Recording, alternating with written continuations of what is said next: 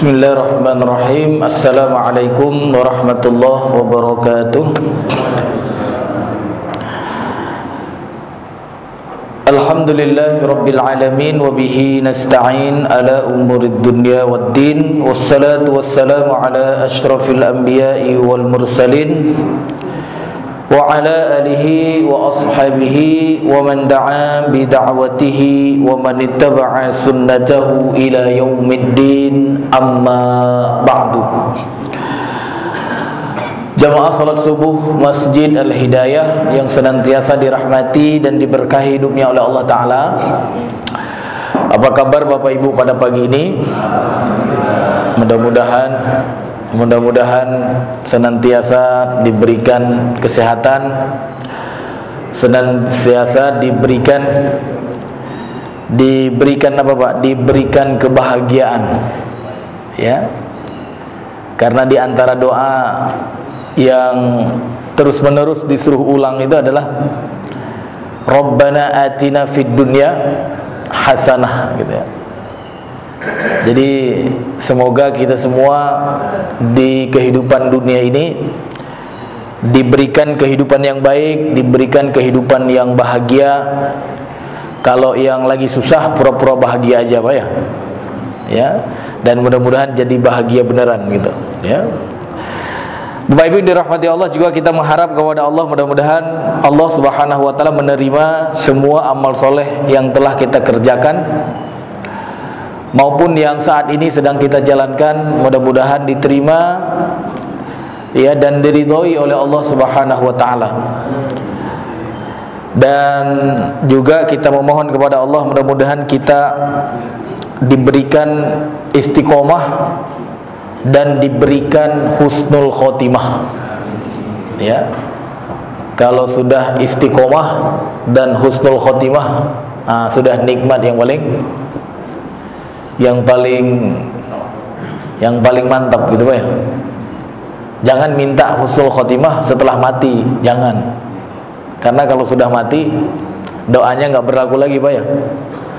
Karena biasanya kalau kita lihat di saat ada informasi orang meninggal baru dikatakan semoga apa Pak? Semoga husnul khotimah. Ya udah meninggal, untuk apa husnul khotimah lagi Pak ya? Ya, makanya minta husnul khotimah itu sebelum meninggal. Kalau sudah meninggal bukan itu lagi doanya. Doanya apa? Semoga Allah mengampuni dosanya kalau dia punya dosa gitu, ya. Bukan minta husnul khotimah lagi gitu Pak ya. Jadi karena kita saat ini masih hidup, mudah-mudahan ya ketika nanti malaikat maut diutus oleh Allah untuk mencabut ruh kita, maka kita semua dalam keadaan beramal soleh sehingga kita mendapatkan husnul khotimah. Amin ya rabbal alamin. Tapi Bapak Ibu dirahmati Allah, tadi ada perpindahan. Kemarin kita membahas tentang ketentuan talak di dalam Islam, ya. Kalau ada pertanyaan, karena kemarin ada yang mungkin ingin bertanya belum sempat, dipersilahkan. Tapi kalau tidak, kita lanjutkan. Tapi hari ini saya tidak membaca kitab ya. Saya ingin menjelaskan nanti firman Allah Subhanahu wa taala di dalam surat Al-Maidah ayat 116, 117 sampai 119 ya. Nah, ini ketentuan ya tentang hukum juga gitu ya. Tetapi bukan lanjutan dari pembahasan yang kemarin kita jelaskan. Ya, silahkan Pak jika ada pertanyaan terkait yang kemarin. Kalau bisa saya jawab, kalau tidak bisa nanti kita tunda ya. Yang ayat sebelumnya kan insyaallah tarakoh yang lain adil ladina yaquluna min nisa'i tarabusan fa'at asyur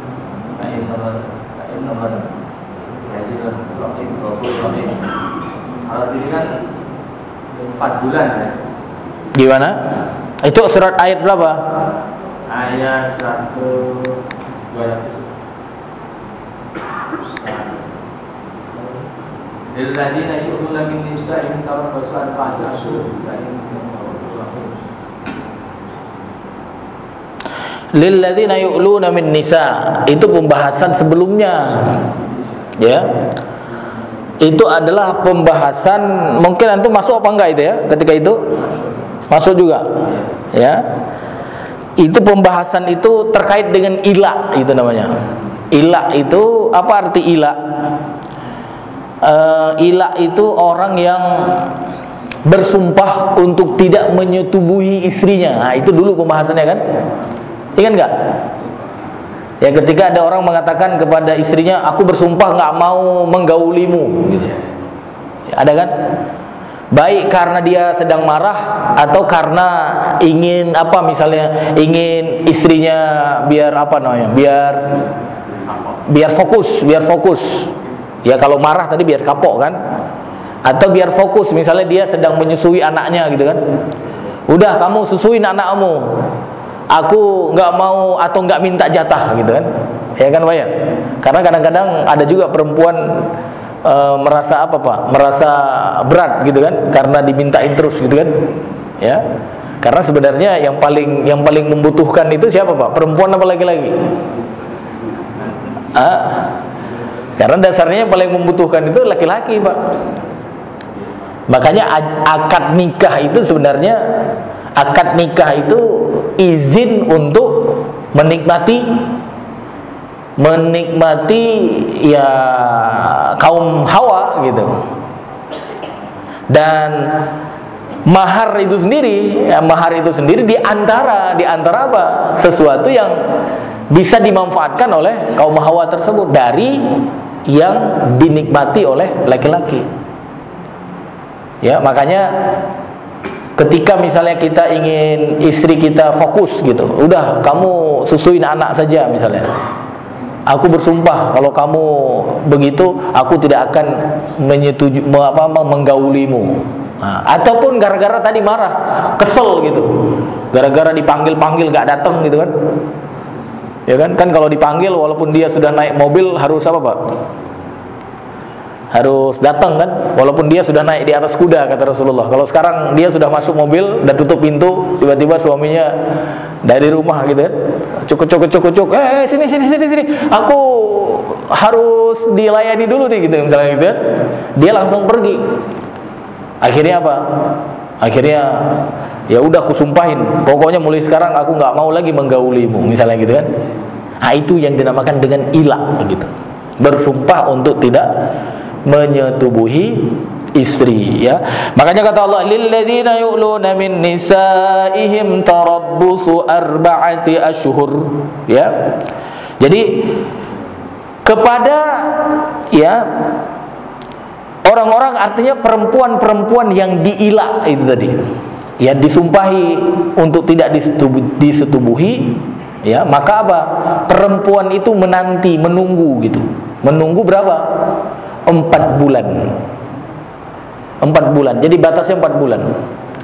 Kalau suaminya tidak menggauli setelah 4 bulan, maka statusnya sudah lepas. Statusnya sudah lepas. Gitu. Artinya kalau antum sebagai suami pernah bersumpah seperti itu dan istri mencatat sejak awal antum bersumpah, nah kalau lewat 4 bulan antum belum balik lagi, artinya belum menggauli lagi, maka dia menjadi apa namanya? Menjadi bebas gitu, menjadi bebas. Walaupun nanti kan kemarin kita sudah bahas ada ketentuan, apakah langsung bebas sendiri atau harus diucapkan kata talak gitu kan? Ya, maka kan ada perbedaan pendapat kan? Kalau misalnya dia ucapkan, berarti itu yang terbaik. Tapi kalau misalnya dia tidak ucapkan, maka dia dipanggil oleh hakim gitu. Nah, hakim nanti meminta, ini sudah 4 bulan nih, sudah 4 bulan kamu bersumpah, apakah kamu mau balik atau kamu mau lepas gitu. Kalau misalnya aku pokoknya tetap nggak mau, nanti hakim yang memaksa dia. Berarti hakim memaksa dia untuk pisah gitu. Nah, kalau zaman dahulu, zaman jahiliyah, itu kebiasaan orang jahiliyah memang. Jadi di zaman jahiliyah sebelum Rasulullah SAW mendakwahkan Islam, orang-orang jahiliyah itu biasa mengilah istrinya. Tujuannya apa? Tujuannya untuk menyiksa. Ya, tidak dilepas, tidak juga digauli gitu. Caranya gimana? Yaitu dia sumpahin, aku nggak mau menggaulimu. Otomatis apa? Otomatis dia terkatung-katung kan? Terkatung-katung dia. Maka apa? Islam datang membatasi gitu, membatasi. Sehingga perempuan tidak terlalu lama. Ya, dan kita sudah pernah juga menyampaikan apa namanya itu, apa yang dilakukan oleh Umar kan, karena pada dasarnya kalau wanita itu walaupun memang yang paling membutuhkan wanita kan sebenarnya laki-laki kan, tapi wanita itu juga dia ada masa ininya. Masih ingat nggak dulu batas masa wanita sabar tidak digauli? Masih ingat nggak? Hah? Masih ingat kan? 4 bulan. Karena dulu pernah ada apa namanya penelitian Umar kan. Jadi ketika ada satu wanita dia kemudian bersyair di rumahnya di malam hari dengan syair yang apa namanya kelihatan galau lah gitu kan. Nah, terdengar oleh Umar dan kemudian apa? Ditanya, itu istri siapa itu? Ya, dan kemudian dikatakan itu istri pasukan yang dikirim untuk ya istri tentara lah gitu. Ya, maka kemudian dari situ Umar memanggil wanita-wanita Madinah ketika itu untuk menanyakan wanita itu sebenarnya tahan berapa lama ditinggal suami gitu kan. Kalau bapak-bapak kan nggak tahan, sudah seminggu udah lebih nggak tahan lagi kan Pak ya. Kalau ibu-ibu berapa gitu. Maka ada yang jawab, kami kalau sebulan masih tahan lah gitu. Kalau 2 bulan masih tahan lah. Kalau udah 3 bulan nih udah kurang nih, udah sabarnya udah mulai kurang nih gitu kan. Udah apa namanya, udah gitulah ya. Kalau udah 4 bulan habis kesabaran kami katanya. Ya, maka dari situ Umar memutuskan 4 bulan harus rolling apa namanya? Rolling pasukan. Jadi seorang suami nggak boleh meninggalkan istri lebih dari 4 bulan. Kalau dia lebih 4 bulan meninggalkan istrinya, itu kasihan kepada istrinya. Nah, dulu di zaman jahiliyah orang ketika bersumpah untuk tidak menggauli istrinya kan sampai setahun, 2 tahun. Otomatis apa? Wanita di zaman jahiliyah kan tersiksa kan? Sedangkan dia laki-laki ya mungkin kalau dia punya istri 2 dia bisa menyalurkan ke yang lain kan. Tapi kalau istri kan nggak boleh, masih terikat dengan akad nikah kan. Maka kemudian Islam atau Allah Ta'ala melalui Rasulnya ya memerintahkan atau menurunkan ayat ini gitu, ayat ini bahwa wanita itu cuma 4 bulan menahan gitu, menunggu gitu. Jadi harus menunggu 4 bulan. Kalau setelah itu maka nanti ada ketentuan. Apakah dia mau balik lagi, artinya menggauli lagi, atau dia lepaskan. Jadi itu terkait dengan ilah, Pak. Bukan tolak langsung ya, bukan tolak. Kalau tolak kan langsung diucapkan dan nanti ada ketentuan-ketentuan termasuk iddah dan lain sebagainya. Wallahu alam bisawab. Silakan, Pak.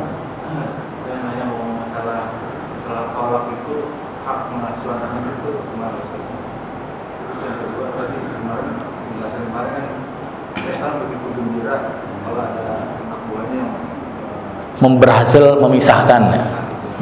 Boleh nggak kita menyarankan atau menyuruh orang bercerai? Karena saya pernah baca Nabi Ibrahim sama Umar menyuruh anaknya bercerai. Iya. Jadi pertanyaan antum yang pertama hak asuh anak ya. Yang kedua, boleh nggak memerintahkan untuk cerai gitu ya. Ya. Padahal tadi hadisnya mengabarkan kepada kita syaitan itu atau bosnya iblis ya sangat bahagia ketika ya anak Adam itu atau pasangan anak Adam itu bercerai-berai gitu kan. Jadi Bapak Ibu dirahmati Allah, terkait dengan yang pertama hak asuh anak itu ya, itu siapa yang menjadi kewajiban, maka kita sudah sebutkan sebenarnya itu satu kajian sebelum bulan kemarin ya, dan itu lanjutan dari ayat ketentuan talak. Karena setelah ketentuan talak itu ada namanya ketentuan penyusuan. Ketentuan penyusuan. Nah, berarti apa? Penyusuan itu bagian dari bagian dari asuh, ya kan?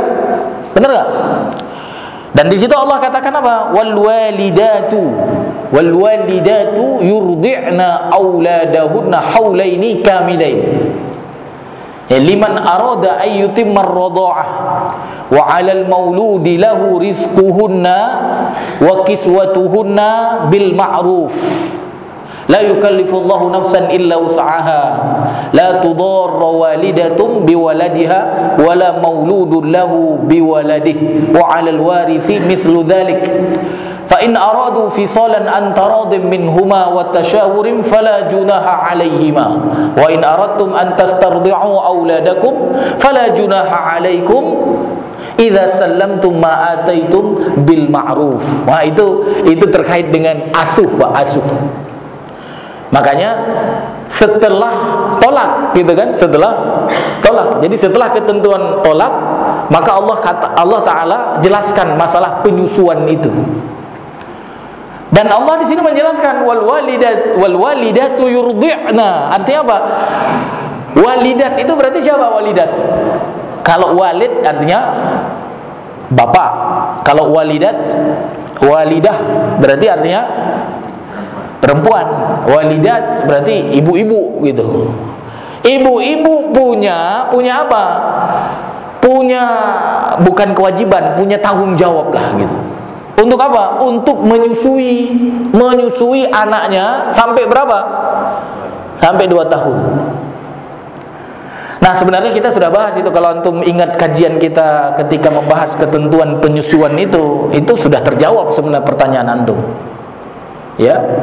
Berarti kalau kita simpulkan dari ayat itu, memang seorang ibu bertanggung jawab untuk menyusui. Ya, walaupun nanti hukumnya dibahas oleh para ulama apakah dia wajib atau sunnah gitu. Itu kan khilaf kan?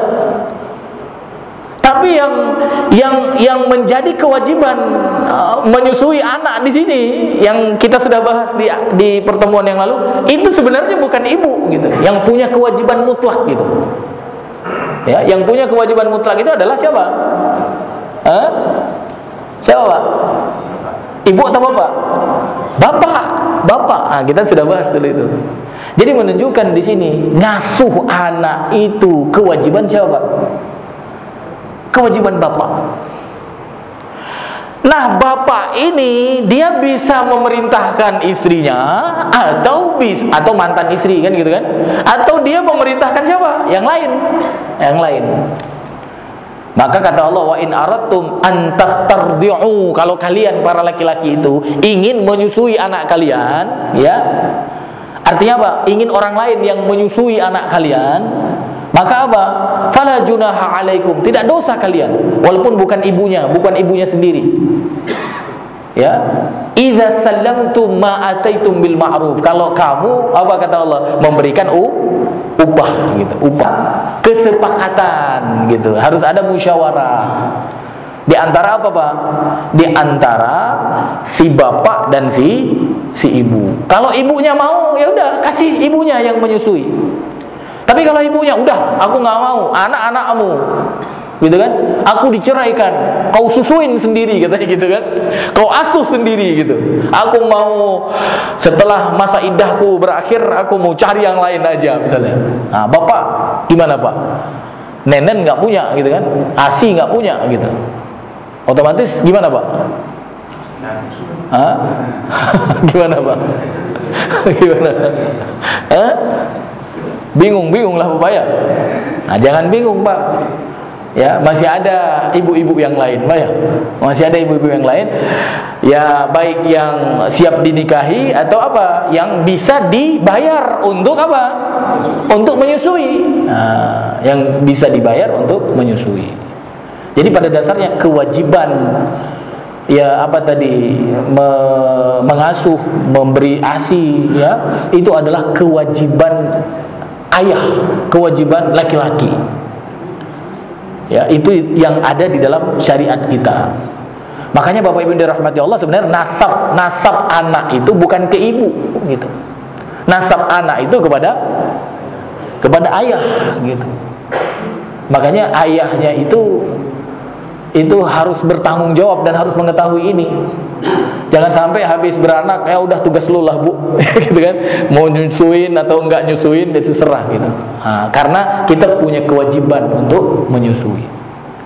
Ya, baik yang masih ya memang anak nggak ada yang lepas pak, nggak ada mantan anak, nggak ada. Ya, kalau mantan istri ada pak ya, tapi kalau mantan anak tidak ada. Akan selamanya jadi anak kita. Ya, wallahu alam bisawab. Ya, itu dalam ayat apa tadi yang saya bacakan? Itu pokoknya ketentuan penyusuan setelah ketentuan talak. Tapi waktu itu kita bahas kebalik karena saya pikir di sini sudah membahas tentang ketentuan talak. Ternyata apa? Ketentuan talaknya belum. Akhirnya yang kita bahas ketentuan penyusuan dulu, Pak ya. Masih ingat nggak ayat berapa itu? 200? Ya, pokoknya itulah ya. Jadi itu ketentuan penyusuan yang kalau bahasa lainnya apa? Ya pengasuhan, Pak ya, pengasuhan. Baik.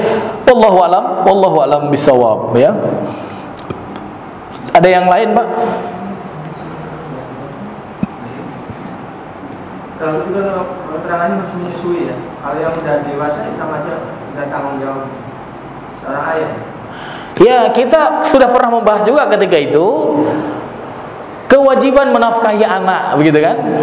Kewajiban menafkahi anak dari kapan dan sampai kapan? Ya.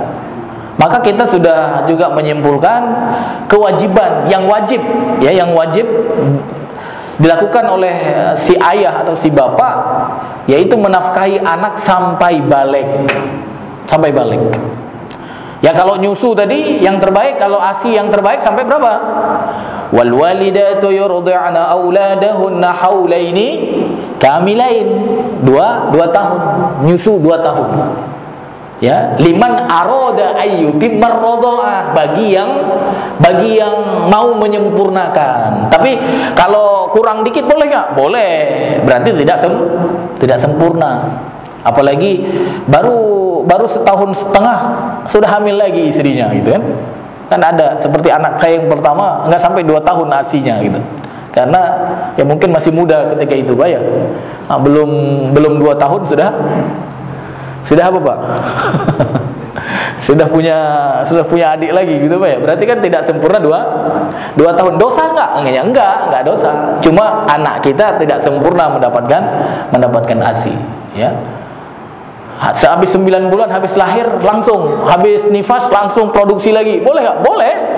Boleh. Cuma ya nanti anaknya jadi tidak sempurna menyusui 2 tahun. Nah, kewajiban menafkahi sampai balik. Ya. Walaupun nanti setelah balik dia ternyata belum mampu juga. Ah, itu ya kita harus sadarkan dia pada dasarnya kewajiban orang tuanya sudah selesai. Untuk laki-laki, Pak ya, untuk laki-laki. Kalau untuk anak perempuan apa? Untuk anak perempuan berarti sampai dia menikah. Kalau untuk laki-laki sampai balik. Dan ini yang tidak terbiasa di kalangan kaum muslimin sekarang, Pak ya. Kalau di kita ada yang sudah 18 tahun masih ngemis-ngemis gitu kan. Ada yang sudah 17 tahun masih bilang saya anak yatim gitu kan. Benar gak? Padahal anak yatim itu sampai balik. Kalau dia sudah selesai, sudah balik, dia nggak yatim lagi, Pak. Makanya kalau ada pengurus anak yatim, kalau dia ngurus orang yang sudah balik, berarti pembohongan publik namanya. Jadi boleh dicek misalnya rumah anak yatim, mana daftar anak yatim. Kita lihat daftar anak yatim ada 100 orang. Kita lihat umurnya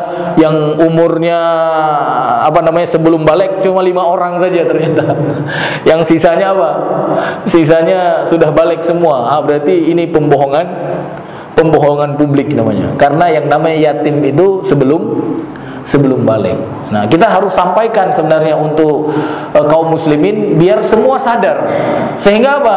Anak-anak yang sudah balik itu dia punya rasa tanggung jawab, Pak. Punya rasa tanggung jawab. Ya. Dan ternyata kalau kita lihat sistem kehidupan sekarang itu yang mempraktekkan itu justru barat, Pak.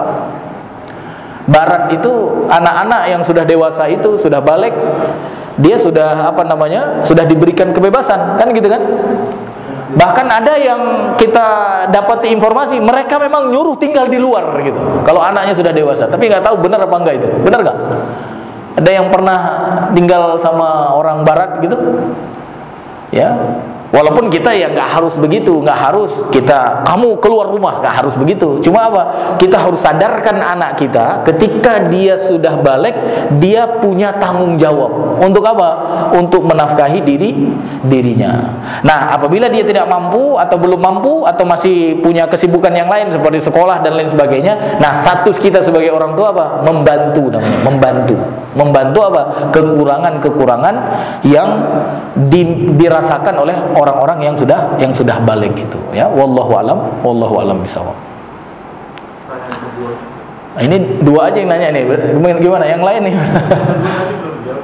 Yang kedua yang mana Pak? Mohon maaf, yang kedua? Kita menyarankan atau menyuruh bercerai. Oh, taib, yang terkait dengan saran gitu ya. Nah, bercerai atau ketentuan talak itu sesuatu yang nyata, Pak. Ya makanya sampai ada keterangan begini, sesuatu yang boleh tapi dibenci itulah talak gitu. Sesuatu yang boleh tapi dibenci. Menunjukkan apa? Kalau misalnya kita melihat ada maslahat di situ.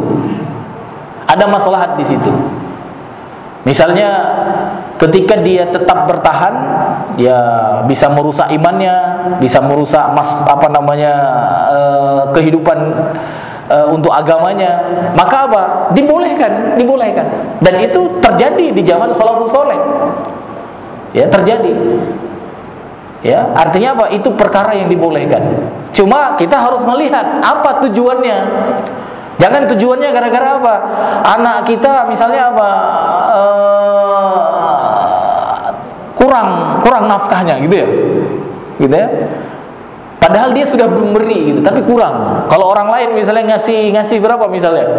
Ngasih 1 juta sehari. Ya, suami anak kita misalnya atau siapa namanya orang yang mau kita suruh cerai itu cuma ngasih 10.000 misalnya. Ya, padahal dia sudah. Nah, ini bisa jadi bukan sebab yang diperbolehkan. Tapi sebab-sebab yang bisa apa? Yang bisa merusak agama, merusak din gitu. Ya, baru kita kemudian apa? Boleh kemudian menganjurkan. Tapi kalau dia ya hidupnya tentram, hidupnya menjaga ketentuan Allah gitu, ya. Dia pokoknya ketentuan Allah tidak dia lewati. Ya, maka itu jangan coba-coba nyuruh. Kalau nyuruh berarti apa? Antum seperti syaitan. Ya, kalau bahkan boleh kita katakan itu adalah menjadi anak buahnya syaitan yang membuat apa? Yang membuat anak Adam atau pasangan anak Adam itu tercerai-berai. Dan itu membuat syaitan atau bosnya syaitan, iblis itu menjadi bahagia. Jadi lihat maslahatnya, yang tujuan utamanya adalah dilihat dari kerusakan agama ya. Wallahu alam bisawab. Silakan Pak jika ada ya. Assalamualaikum warahmatullahi wabarakatuh. Waalaikumsalam warahmatullahi wabarakatuh. Terkait perceraian itu kan perbuatan syaitan ya. Syaitan itu kalau melihat keluarga miskin, Iya. saja bercerai. Ya? Benar. Nah, itu kita sebagai muslim kalau melihat ada seperti itu, nah itu kita wajib atau gimana itu? Sebetulnya sih kami sebagian udah jawab sebetulnya. Iya. Itu karena kita lihat itu kan perbuatan syaitan itu terus mengganggu. Iya. Iya. Benar, sampai dia terpisah gitu. Ya. Kewajiban untuk kita sebagai muslim yang Iya. Iya. Apa nanti kalau sampai itu berpikir kita itu berdosa juga. Iya. Iya. Iya, taib. Kalau kita katakan bercerai itu perbuatan syaitan, nah ini mungkin nggak sepenuhnya benar gitu. Ya, bercerai perbuatan syaitan tidak sepenuhnya benar. Tapi bercerai membuat syaitan bahagia, ini oke gitu. Ya. Karena kenapa? Kenapa saya katakan bercerai itu tidak sepenuhnya perbuatan syaitan? Karena ada perceraian yang dibolehkan. Bahkan tadi kemarin kita bahas kan, ada namanya istri siapa namanya? Ada yang masih ingat nggak?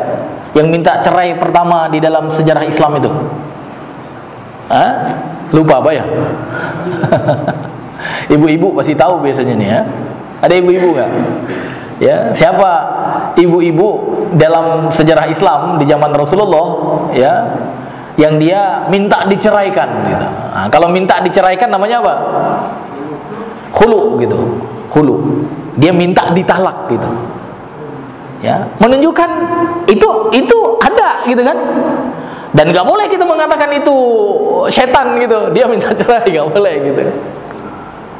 Jadi cerai itu sesuatu yang boleh gitu. Tapi nanti dia tidak disukai gitu, tidak disukai. Nah, cuma nanti kalau dalam hal yang memang memenuhi apa namanya, memenuhi yang kita sebutkan tadi, ya, artinya maslahat untuk agamanya di situ tampak gitu ya. Memang tujuannya itu untuk menjaga agama, untuk menjaga apa namanya, tidak rusak akidah, ya. Maka di situ justru terpuji gitu, terpuji. Makanya siapa perempuan tadi itu kalau nggak salah istri Thabit bin Qais ya, benar nggak? Istri Thabit bin Qais, dia kan ketika minta diceraikan kan dia bilang ke Rasulullah, aku sudah nggak nyambung kayaknya nih dengan apa namanya, dengan Thabit ini gitu. Aku takut katanya, aku takut ya, aku takut kalau terus dengan dia nanti apa? Aku kembali kepada kekufuran gitu. Aku takut kalau aku terus sama dia nanti aku jadi musyrik lagi gitu, gitu kan. Maka apa? Rasulullah langsung mengatakan kepada Thabit bin Qais itu, istrimu minta cerai. Ya gimana? Oke, ya, tapi aku dulu pernah beri dia kebun apa? Kebun yang paling berharga yang kupunya gitu. Kalau dia mau kembalikan, boleh aku ceraikan gitu. Kalau dia mau kembalikan kebun itu, boleh ku ceraikan dia. Dan kata istrinya apa, Pak? Ku tambah gitu, ku tambah katanya. Bukan itu saja yang ku balikin, ku tambah lagi katanya.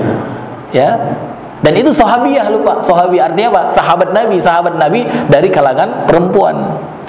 Dan apa yang dilakukan oleh sahabiah itu luar biasa, Pak. Ya, menunjukkan apa? Menunjukkan yang namanya cerai itu sebenarnya bukan perbuatan setan secara keseluruhan, bukan gitu. Ya. Tapi kalau misalnya tanpa sebab gitu, cuma untuk happy aja, ganti pasangan lah, udah bosan nih, udah berapa ini, udah 10 tahun gitu kan, kayaknya enak juga kalau cari apa, Pak? Cari penyegaran gitu kan. Ya, udahlah, kamu pulang aja ke rumah orang tuamu. Apa sebabnya, Mas? Apa sebabnya, Bang? Nggak ada, bosan aja sama kamu. Ah, itu setan, Pak. Itu setan. Dan kita kalau begitu harus, kalau bisa menahan gitu. Nasihati gitu orang yang mau menceraikan istri gara-gara ya tidak ada sebab yang dibolehkan syariat. Makanya ya pengadilan agama kan kalau ada yang bercerai kan nanti dilihat kan sebab-sebab.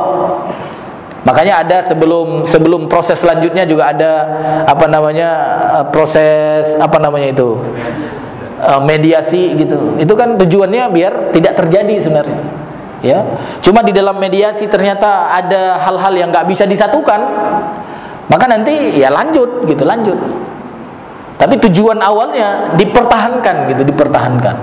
Ya, kalau bisa dipertahankan. Tapi kalau misalkan nggak bisa lagi, merusak tadi, bahkan takut imannya bisa hilang, nah itu tetap lanjutkan, Pak, lanjut. Dan itu nggak tercela.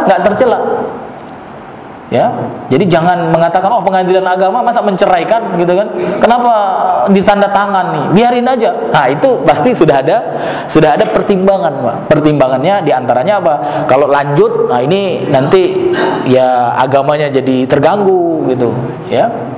Wallahu alam bisawab. Jadi kalau misalnya kita melihat ada orang yang ribut di antara suami dan istrinya, memang ketika kita masuk ke situ menasihati, membuat dia semakin apa namanya rekat, semakin dia harmonis, itu perbuatan yang baik. Karena apa? Karena syaitan ya di pihak lain menyuruh dia, memotivasi dia untuk berpisah gitu. Nah, kita merekatkan sedangkan mereka memisahkan. Berarti apa? Perbuatan kita itu adalah perbuatan yang terpuji. Wallahu alam bisawab. Silahkan Pak. Ini dulu apa itu dulu? Itu dulu ya. Itu dulu yang tangan dulu, yang angkat duluan ya. Silahkan Pak. Dari hasil perkawinan sah ya. Ya. Membuahkan keturunan anak. Ya. Perempuan. Ya.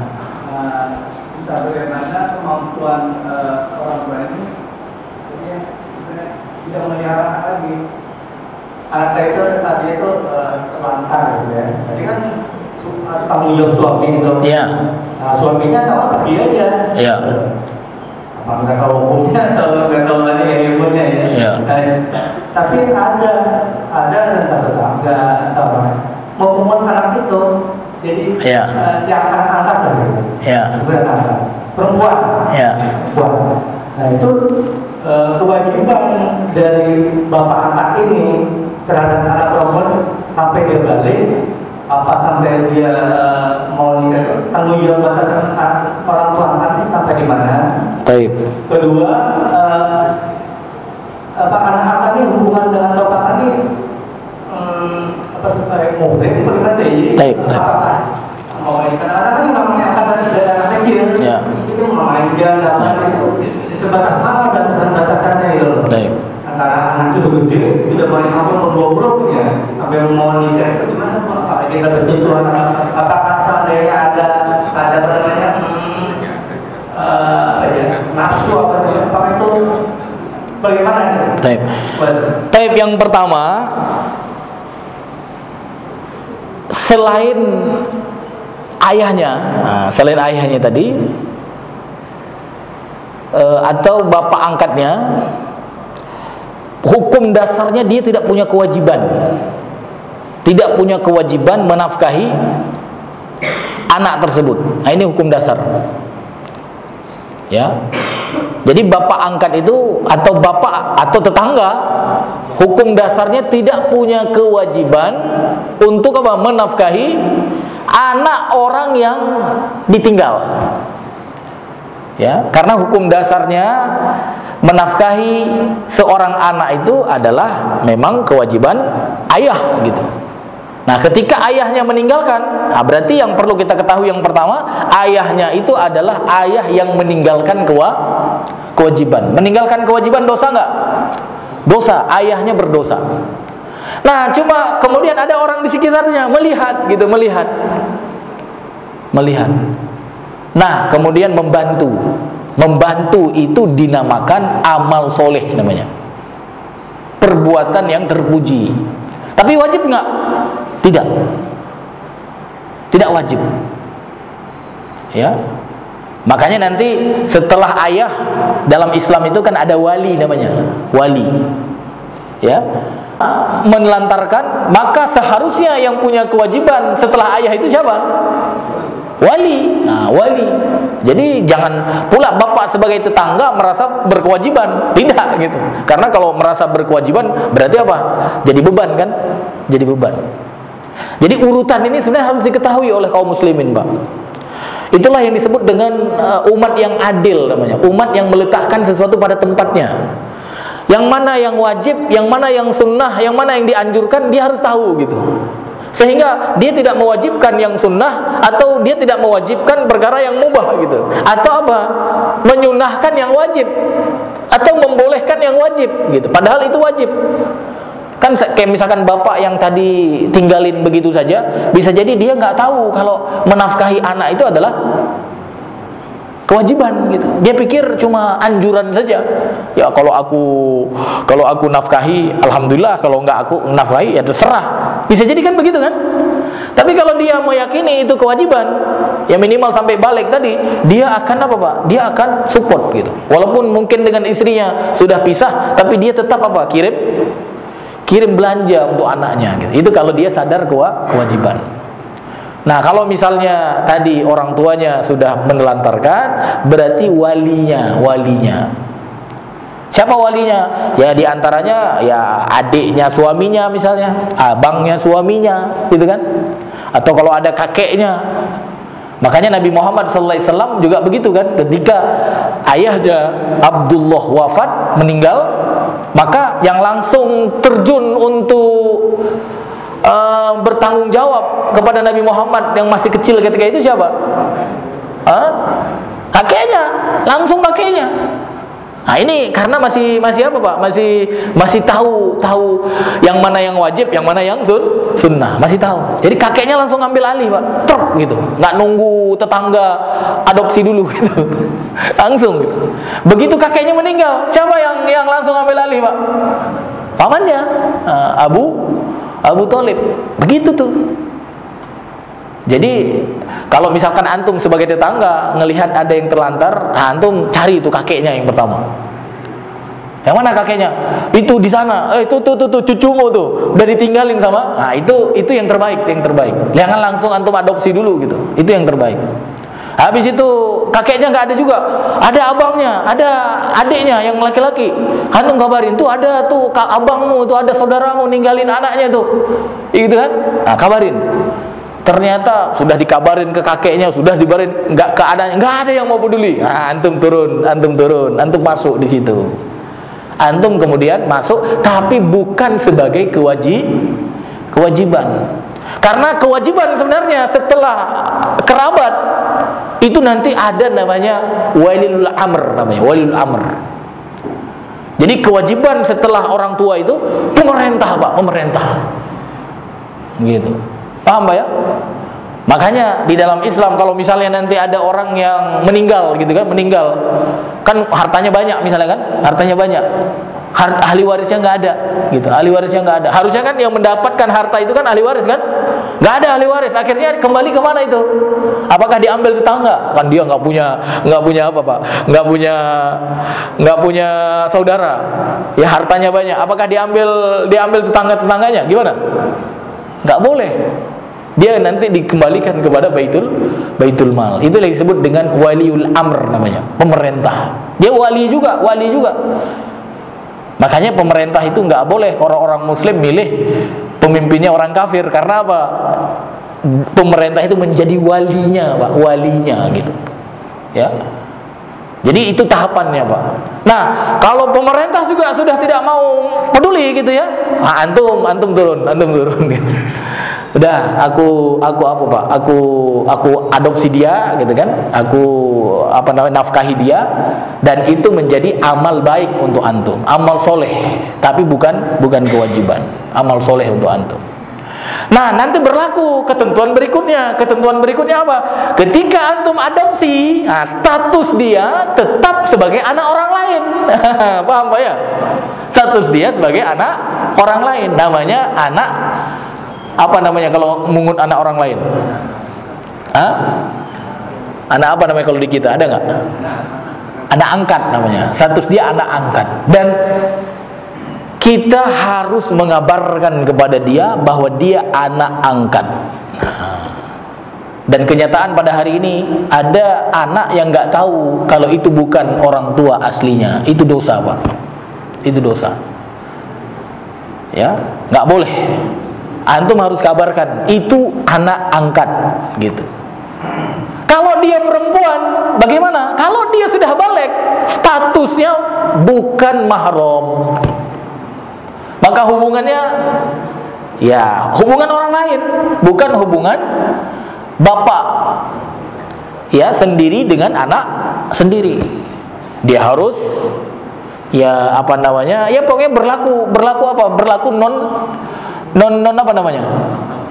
Ya, bukan mahram gitu. Ya, jadi itu yang perlu diketahui gitu. Jadi ada tuh ketentuannya. Antum siap beramal soleh, berarti antum juga harus siap menjaga apa? Menjaga rambu-rambunya, kan gitu kan? Jangan sampai beramal soleh, tapi kemudian apa? Antum tidak menjaga rambu-rambunya. Di antara rambu-rambunya tadi apa? Memberitahu bahwa dia anak angkat gitu. Padahal niatnya sudah bagus tadi, antum ingin memungut dia, ingin merawat dia, tapi antum melakukan pelanggaran. Apa pelanggarannya? Antum tidak kabarin dia anak angkat. Itu pelanggaran. Jadi ketentuan-ketentuan itu harus dilakukan kalau kita mau mendapatkan ganjaran di sisi Allah Subhanahu wa taala. Wallahu alam bisawab, ya. Silahkan Pak, ini yang terakhir Pak ya. Assalamualaikum warahmatullahi wabarakatuh. Waalaikumsalam warahmatullahi wabarakatuh. Ada dua pertanyaan Ustaz. Pertama, untuk syarat pernikahan. Salat apa Pak? Pernikahan. Oh iya, bismillah. Pertama, untuk pernikahan kawin kontrak Ustaz. Itu hukumnya apa, sahnya apa? Pada saat kita punya turunan itu apa anaknya ditanggung jawab yang mengontrak gitu Ustaz. Kedua, untuk kawin siri. Ya. Kawin siri apakah cukup pada saat akad itu ucapan atau kita kirim lewat WA? Terima kasih Ustaz. Mentalak. Ya, kalau kawin siri. Kirim. Kontrak Ustaz. Ya Allah, ini kawinnya kawin error semua ini. Kawin kontrak, kalau bahasa syariatnya mut'ah namanya. Mut'ah. Ya, nikah mut'ah. Nikah mut'ah, mut'ah itu apa artinya? Mut'ah itu bayaran lah, bayaran. Ya, mut'ah itu bayaran. Jadi nikah dengan membayar dan dengan waktu yang tertentu. Dulu Pak, dulu nikah mut'ah pernah dibolehkan dulu. Ya, jadi nikah mut'ah itu pernah ada dalam syariat Islam. Ya. Sudah pernah ada. Karena memang ada kepentingan, ada maslahat. Ya. Ada maslahat dulu gitu dulu. Makanya kita ya alhamdulillah kan ketika membahas ayat-ayat tentang hukum ini dulu juga kita sudah pernah membahas tentang apa namanya tentang nasakh mansukh kan gitu kan. Jadi keterangan di dalam syariat itu walaupun dia pernah berlaku dulu belum tentu sekarang berlaku Pak. Dulu sah belum tentu sekarang sah gitu. Paham Pak ya? Jangan hanya mengatakan dulu kan ada, sekarang berarti boleh dong. Nah gitu. Itu tidak begitu selamanya. Tidak begitu selamanya. Nah, mut'ah ini dulu atau kawin kontrak dulu itu ada. Pernah dibolehkan, pernah disyariatkan. Tapi hari ini nikah mut'ah itu sudah tidak ada.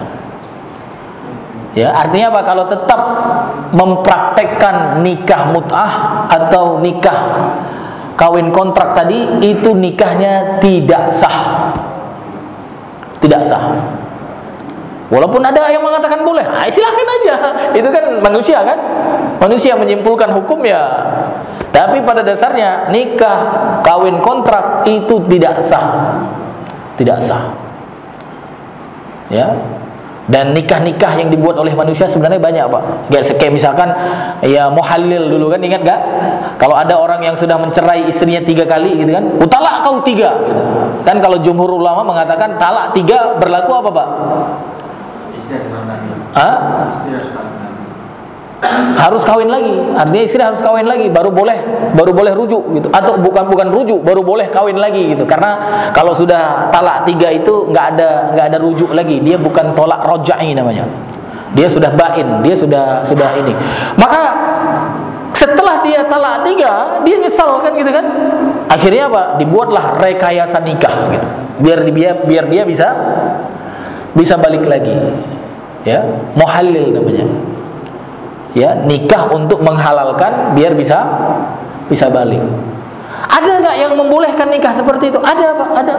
Padahal Rasulullah jelas-jelas mengatakan, ya, nikah muhallil itu orang yang menikah dan yang dinikahi itu dilaknat oleh Allah Taala. Gitu. Tapi orang mengatakan boleh, ada nggak? Boleh, ada gitu. Bahkan sampai hari ini. Ya, jadi kamu nikahlah nggak apa, tapi nanti habis nikah langsung cerai gitu. Habis nikah langsung cerai, nggak boleh. Kenapa? Karena nikah itu harus punya tujuan, nikah utama ya. Tujuannya apa?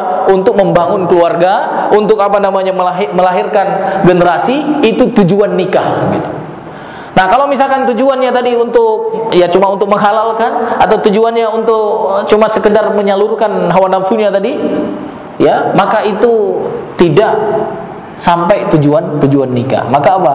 Itu tidak dibolehkan. Itu diantara sebab kenapa nikah mut'ah sekarang dilarang. Kalau dulu pernah, berarti apa? Memang maslahat atau syariat dulu seperti itu. Ya. Bahkan dulu kayak khomer aja kan nggak langsung haram, Pak ya. Dulu boleh, Pak. La taqrabus shalah wa antum sukara, jangan dekati salat atau jangan salat kalian ketika kalian mabuk gitu. Artinya jangan mabuk kalau mau salat saja. Berarti apa? Kalau nggak salat boleh mabuk nggak? Awalnya boleh gitu, gitu kan? Sampai gara-gara sering mabuk pas salat, sampai baca kuliah aluhal kafirun bolak-balik kan? Akhirnya nanti larangannya mutlak. Akhirnya sekarang apa yang berlaku larangan mutlak. Begitu juga kayak riba gitu kan. Riba kan dulu boleh, Pak ya. Riba dulu boleh. Sampai kemudian tahapannya la ta'kulur riba adhafan mudhafah. Jangan makan riba yang berlipat-lipat. Nah, dulu awalnya makan riba boleh, tapi jangan yang berlipat-lipat. Tapi nanti proses lagi ya, larangan mutlak. Mau sedikit maupun berlipat-lipat gitu. Jadi prosesnya gitu. Begitu juga nikah. Ada nikah dulu, nikah mut'ah, dan kemudian apa? Berjalan waktu, ya, nikah mut'ah dilarang. Ya sama seperti kayak syariat ziarah kubur kan gitu kan? Ziarah kubur pernah nggak dilarang? Pernah. Dulu nggak boleh ziarah kubur. Tapi sekarang gimana? Sekarang fazuru, sekarang lakukan ziarah. Artinya apa? Ada syariat-syariat yang dulu memang berlaku, tapi hari ini tidak berlaku. Ya. Jadi nikah kawin kontrak itu, ya, kalau ditanya kepada saya, itu nikahnya tidak sah. Kalau nikahnya tidak sah, ya nggak perlu talak, Pak. Nggak perlu talak. Orang nikahnya aja nggak sah, untuk apa talak? Talak itu kan melepaskan hubungan yang sah gitu. Ya. Yang kedua apa tadi? Yang kedua adalah nikah siri. Nah, kalau nikah siri beda, ya. Nikah siri beda. Nikah siri itu artinya nikah sembunyi. Ya, nikah sembunyi ini sah apa tidak? Ya. Nikah sembunyi sah apa tidak? Kalau nikah siri yang ada di Indonesia, ya, pengertian nikah siri yang ada di Indonesia itu adalah nikah yang tidak terdaftar di pemerintah. Nah, itu nikah siri, ya, yang ada di Indonesia. Walaupun kalau kita lihat dari makna sebenarnya, nikah siri itu apa? Nikah sembunyi-sembunyi, Pak. Ya. Jadi ini harus dibedakan juga, Pak. Kalau nikah sembunyi-sembunyi dalam sebagian mazhab bisa tidak sah. Karena nanti diantaranya ada syarat apa, Pak? Ada syarat dari nikah itu adalah saksi. Berarti ya, kalau sembunyi-sembunyi tidak disaksikan, gitu kan? Dalam mazhab yang lain nanti harus diumumkan. Ya, berarti apa? Kalau siri tidak disebarkan. Nah, itu bisa. Tapi kalau nikah siri yang antum tanya, nah ini nikah siri yang ada di Indonesia, apa ya? Nikah siri yang ada di Indonesia pengertiannya apa? Nikah yang tidak terdaftar di KUA gitu. Jawabannya gimana? Kalau memenuhi syarat-syarat nikah tadi, ya, kedua mempelainya ada, walinya ada, maharnya ada, saksinya ada, tidak diketahui pemerintah, sah, Pak, sah. Ya, sah. Cuma nggak dapat buku nikah, sah. Ya, itu kalau nikah siri menurut apa namanya, Pak? Pandangan ya kita di Indonesia. Tapi kalau nikah siri tadi yang memang pada makna lughahnya tadi kan nikah sembunyi-sembunyi, nah itu perlu kajian itu. Ya. Jadi bisa jadi tidak sah, bisa jadi tidak sah. Tapi kalau nikah siri tadi ya memang cuma tidak terdaftar saja, sah. Nah, kemudian ketika mentalak nikah siri gimana? Talak itu, Pak, main-main serius itu berlaku. Main-main berlaku, serius berlaku. Antum ucapkan berlaku, antum tidak ucapkan berlaku. Artinya apa? Ya dengan bahasa yang sharih seperti tulisan tadi. Karena apa? Itu dianggap sesuatu yang diucapkan. Ya makanya ada kitabah, ada kalam, ada ucapan, ada tulisan gitu. Dia diucapkan dengan serius, pokoknya aku benar-benar mentalakmu, atau dia lagi main-main, Pak. Aku udah bosan sama kamu, ku talak saja kau ya. Jatuh, Pak, jatuh. Makanya ada 3 yang nggak boleh main-main itu kan. Main-mainnya jadi, Pak, main-main jadi. Yang pertama apa, Pak? Yang main-mainnya jadi, main-main jadi, serius jadi gitu. Apa, Pak? Yang pertama talak. Yang kedua, ini harus tahu, Pak. Main-main jadi, serius jadi gitu. Main-main jadi, serius apalagi gitu kan. Yang pertama talak, yang kedua nikah, yang ketiga rujuk. Ya. Jadi nikah, misalnya antum punya anak perempuan gitu kan. Ustaz, saya ada anak perempuan di rumah, saya nikahin sama antum ya. Qabil tuh, saya bilang. Jadi, Pak. Jadi gitu. Jadi kan. Makanya jangan bilang-bilang, Pak ya. Nikahkan anak saya dengan antum, Ustaz ya. Iya, saya bilang. Langsung saya pergi pulang ke rumah antum, sudah jadi, Pak. Saya terima nikahmu. Tapi harus walinya. Jangan seperti di sinetron kan. Kalau di sinetron ya bukan walinya, Pak ya. Entah siapa-siapa yang menikahkan kan. Kan ada tuh, itu nggak jadi, Pak ya. Kecuali kalau yang menikahkan walinya, artinya memang anaknya yang dinikahin, atau kakeknya tadi, atau ya abang dari ayahnya, pokoknya wali lah gitu kan. Ya. Yang kedua tadi talak, Pak. Jadi antum nikah siri sah, yang sahnya tadi kan antum mentalaknya, maka itu berlaku dengan ucapan, berlaku juga dengan tulisan. Ya, makanya jangan main-main dengan talak. Yang ketiga ya rujuk itu ya, bahkan sebenarnya kalau rujuk itu tanpa ucapan itu berlaku. Ya langsung pulang ke rumah, wahai istriku, kok kamu cantik banget hari ini, ayo. Jadi, Pak, jadi gitu. Padahal kemarin udah talak gitu. Artinya di dalam masa iddah. Jadi di dalam masa iddah kan dia belum pulang ke rumah orang tuanya kan. Makanya kita kemarin sebutkan kalau iddah itu dia hukumnya tinggalnya di mana, Pak? Kalau di masa iddah itu dia di rumah kita, Pak.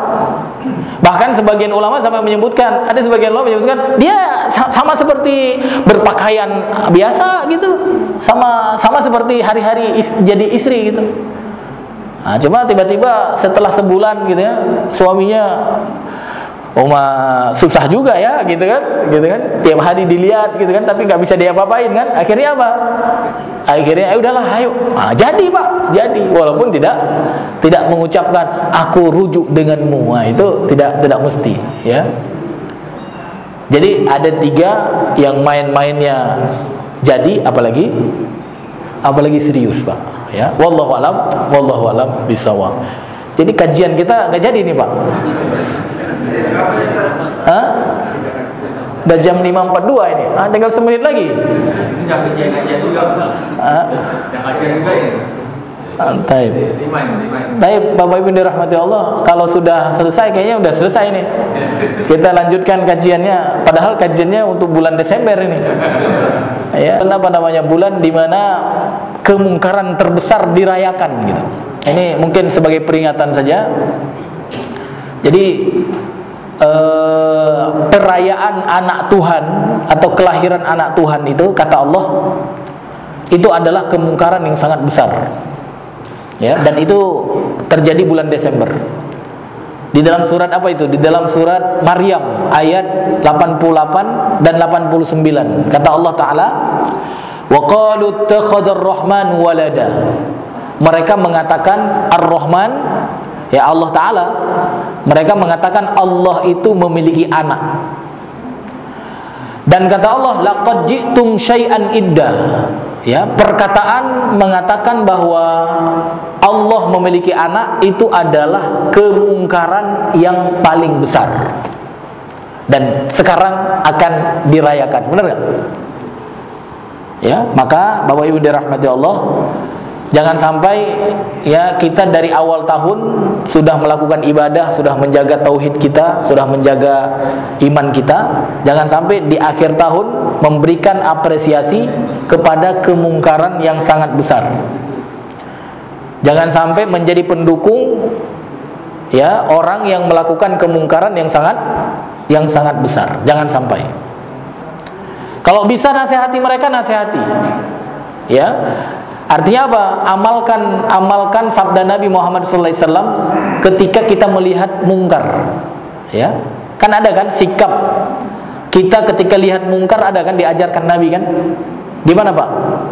Kalau lihat kemungkaran, apa kata Nabi? Siapa yang hafal hadisnya Pak? Kalau bisa dengan perkataan dengan dosa, kalau misalnya dengan perkataan kalau juga mampu dengan hati. Ya, antum udah nggak hafal hadisnya? Ada yang hafal nggak? Bagus ini. Adik-adik ada yang hafal nggak? Di sekolahnya diajar nggak? Man ra'a minkum mungkaron. Diajar nggak? Ayo lanjut. Yang gede aja suaranya, nggak apa-apa. Nggak usah malu-malu. Man ra'a minkum mungkaron falyughayyirhu biyadihi wa illam tastati fa bilisani wa illam tastati fa biqalbihi wa dzalika adhaful iman. Nah, ini saja Pak. Jadi karena kita sudah tahu akan ada perayaan atau kemungkaran yang sangat besar terjadi, maka sikapnya apa? Sikapnya kalau bisa tadi, karena kata Rasulullah, barang siapa yang melihat kemungkaran, rubah dengan tangan. Kalau nggak mampu, rubah dengan lisan. Kalau nggak mampu, rubah dengan hati. Itu selemah-lemah iman. Maka itu sikap yang saya sampaikan. Saya nasihati kepada diri dan juga kepada bapak-bapak. Yang pertama, yakini itu mungkar. Yang kedua apa? Kalau bisa bersikap, sikapi gitu. Tapi jangan sampai apa? Justru menjadi pendukung gitu. Ya. Atas nama apapun, atas nama toleransikah itu, jangan mendukung kemungkaran, enggak boleh.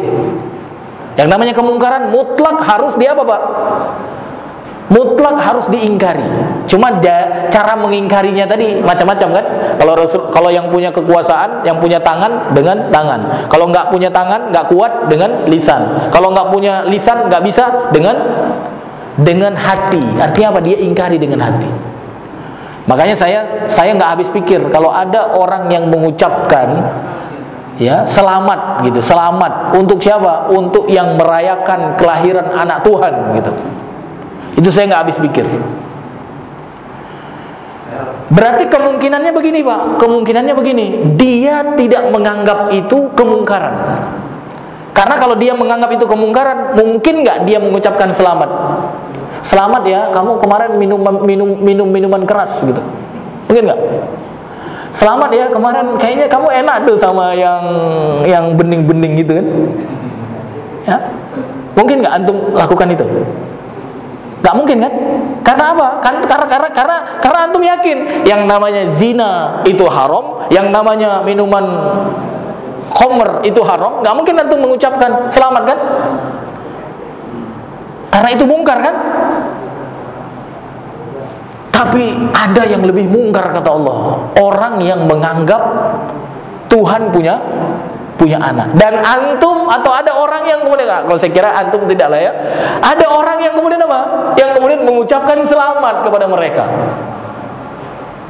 Gimana Pak? Yang mungkar kecil tadi saja kita kayaknya nggak sanggup kan? Apalagi yang besar Pak. Makanya kalau ada yang mengucapkan selamat, tahniah, penghormatan, ya dukungan dan lain sebagainya, saya nggak habis pikir itu Pak. Saya nggak habis pikir. Ya, dan tentunya itu tidak dilakukan oleh Nabi kita Muhammad SAW, tidak dilakukan oleh ya para sahabatnya, tidak Pak. Jelas kalau di dalam agama kita lakum dinukum waliyadin. Tak usah ikut campur Pak, tak usah ikut campur. Seolah-olah nggak ada aja, seolah-olah ini bulan biasa Pak. Sampai nanti bulan Januari selesai biasa aja. Nggak usah ada apa misalnya, wah nanti kita liburan Nataru gitu kan, karena itu satu paket, Natal, Tahun Baru itu satu paket Pak.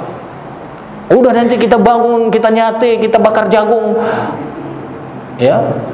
Kita bahkan saya juga sangat tidak menganjurkan kalau harus muhasabah di malam tahun baru yang mereka orang-orang kafir di saat itu, Pak, mereka melakukan ibadah kepada Tuhannya gitu.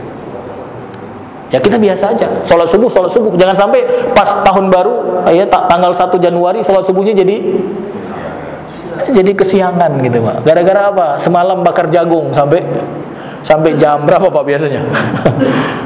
Atau semalam bukan bakar jagung, semalam muhasabah gitu. Kan ada juga kan? Ini mohon maaf, Pak, ya. Saya menasehati. Karena apa? Karena kalau kita tetap merayakan itu walaupun dengan cara yang berbeda, apa bedanya kita dengan mereka?